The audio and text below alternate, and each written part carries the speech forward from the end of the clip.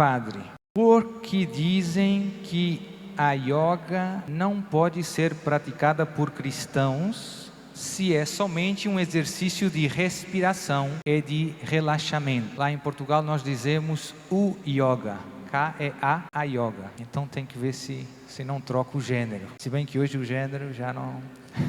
A yoga. Então, o problema é que a yoga não é apenas um exercício de relaxamento, não é apenas ginástica. Se você for na Índia, de onde provém o yoga, e disser a um hindu que a yoga é apenas um exercício de relaxamento, ele vai rir na sua cara. A yoga faz parte do hinduísmo, e o hinduísmo tem toda uma visão do homem, uma antropologia, e tem toda uma visão de Deus e do mundo, uma cosmologia, incompatíveis com a fé católica. No fundo, o hinduísmo é muito panteísta, tudo é Deus, tudo é energia, você tem que entrar em comunhão com a energia. Nós somos meridianos de energia, temos que equilibrar, as doenças são desequilíbrios energéticos, tudo isso é falso, Então tem muita gente que entra no yoga porque pensa que é apenas um exercício de relaxamento, mas o problema é que o yoga vem com a sua visão do homem, de Deus e do mundo atrás. E você começa pensando que é meridianos, e que tem chakras, e que tem que abrir os chakras. Então você se começa envenenando pouco a pouco. Segunda ideia importante do yoga: por ser algo de religioso, quando as pessoas começam tentando abrir os chakras, rezando os mantras, ou seja, você está fazendo invocações com palavras, imagine quem vai aproveitar essa abertura espiritual. Pense um pouco. E por isso nos exorcismos tem vários casos de pessoas que passaram pelo yoga. Normalmente as pessoas que passam pelo yoga não param no yoga, e depois querem mais e mais, e se vão envolvendo pouco a pouco com as coisas esotéricas. No fundo, entram no mundo da nova era. O yoga é uma das portas de entrada para o mundo da nova era. Então tem que ter cuidado, vigiai.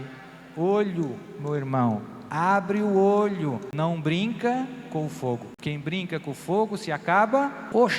Cuidado, Padre. Já vi diversas vezes o espírito do meu pai em minha casa. Isso é possível ou é o demônio? Mas ele aparece e não fala nada, só vejo ele andando em casa. Essa é uma pergunta que me fazem muitas vezes, e a resposta é, vou dar a resposta simples e depois faço alguns comentários. A resposta é: normalmente quando alguém vê um morto, o pai, o tio, o avô, outras pessoas que não conhecem, normalmente é o demônio. Regra geral, não é o defunto, mas Deus pode permitir a um defunto manifestar-se nesta terra. Mas é raro, é extraordinário, é pouco frequente, pouquíssimo. E ao contrário, é frequente o demônio usar a veste de um defunto para enganar o povo de Deus. É frequente. E como dizia essa pessoa na pergunta, ele vem,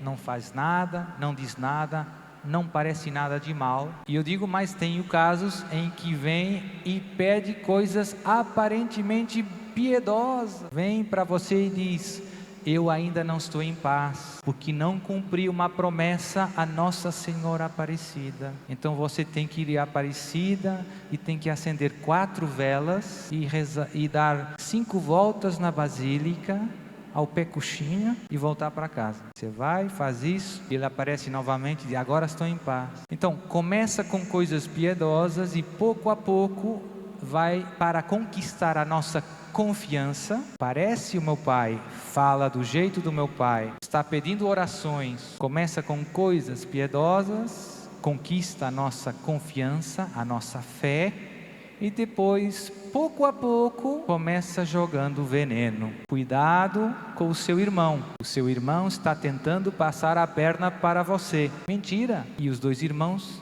se zangam e não se falam mais. Tá vendo? Perigoso. perigoso. Tem vários exemplos também na vida dos santos.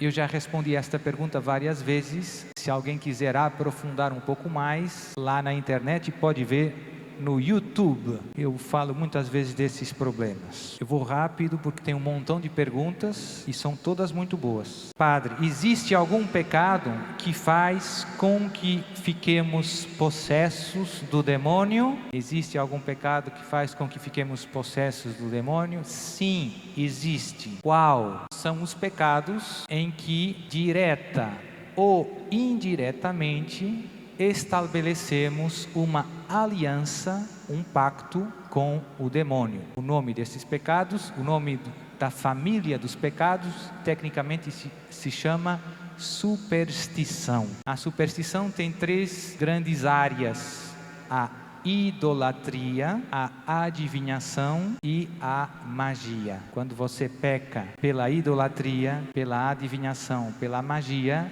de algum modo você está estabelecendo um pacto explícito ou implícito com forças espirituais que não são o Deus Criador do céu e da terra. Quando você faz esse casamento com essas forças, o demônio pode atacar você de um modo extraordinário, um modo que vai para além das simples tentações.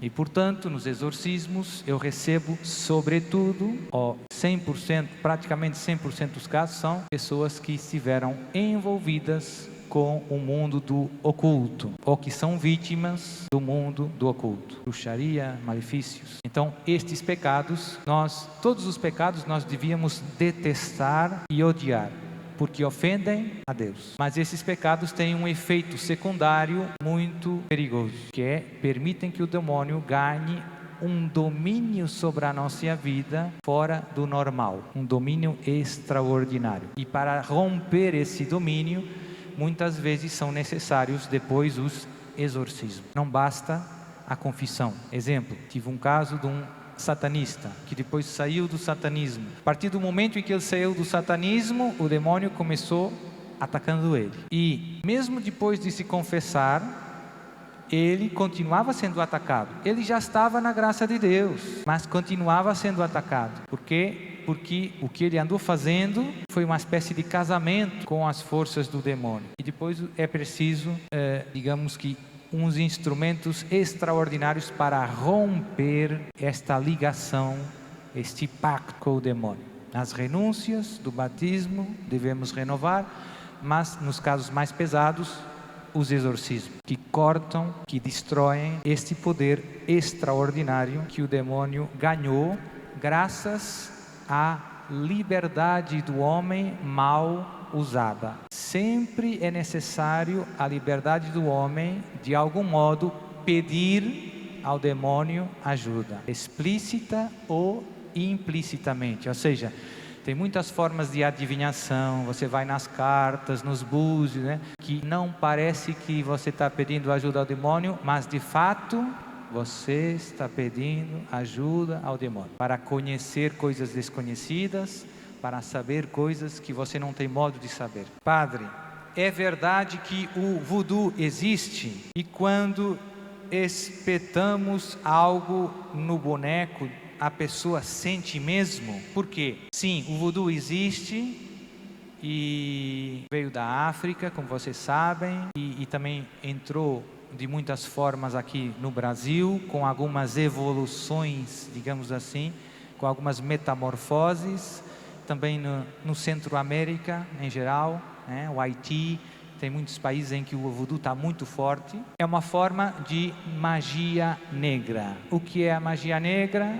É invocar, pedir ajuda ao demônio para fazer mal a alguém, para matar alguém, para dividir um casamento, para fazer perder o emprego, para tirar a saúde, para impedir os estudos, para não ter um filho. São tudo motivos pelos quais as pessoas recorrem à magia negra. Normalmente por raiva, ódio, vingança, e os casos mais frequentes são pessoas que são colegas de trabalho, vizinhos e até familiares.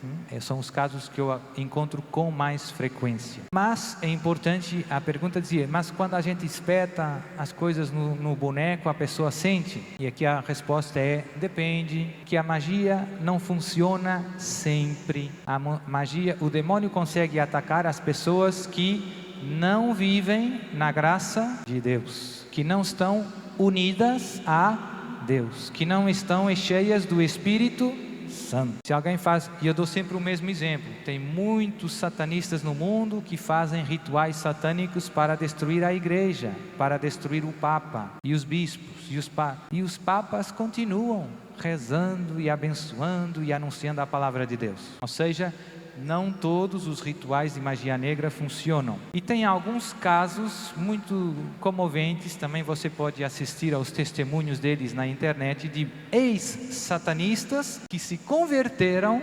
exatamente porque fizeram uma bruxaria contra uma pessoa, mas não funcionou. E isso deixou eles muito intrigados. E foram ver, e no final não funcionou, porque essa pessoa era católica, vivia na graça de Deus. E depois disseram, gente, a igreja católica tem mais poder que a bruxaria. Vou me tornar católico. É isso. Tem um famoso agora nos Estados Unidos, que tem vários testemunhos na internet, se chama Zachary King.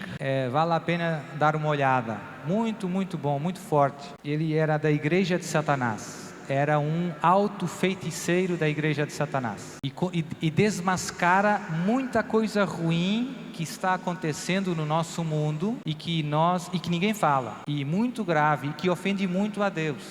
Por exemplo, nas clínicas de abortos, além do crime abominável do aborto, há muitos rituais satânicos em que se usa a morte dos bebês para fazer as magias negras. Então ele conta como ele durante muitos anos frequentava essas clínicas para, matando os bebês, fazer os rituais. E conta muita coisa, quem encomendava para ele os rituais, gente com grana, empresários, políticos. É impressionante. E ele conta tudo.